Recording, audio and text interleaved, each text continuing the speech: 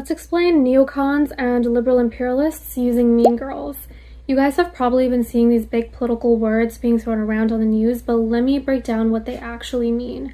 Think of Regina George as America and North Shore High as the global economy, and Katie as basically any nation or entity that is a perceived threat to American global dominance. I'm new. I just moved here from Africa. What?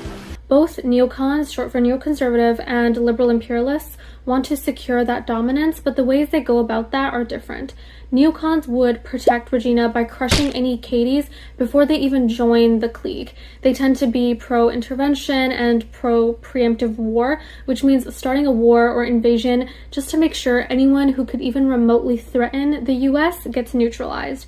A great example of this is the US invasion of Iraq.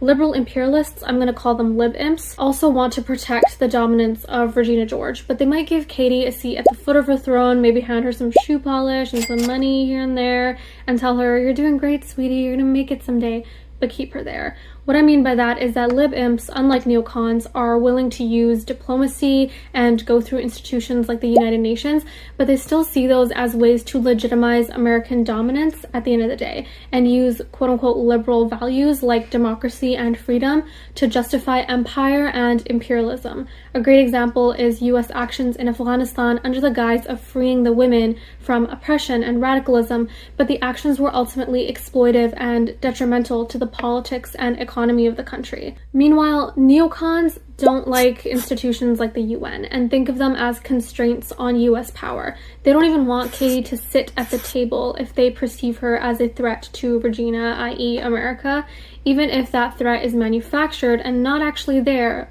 Nuclear weapons in Iran is a great example.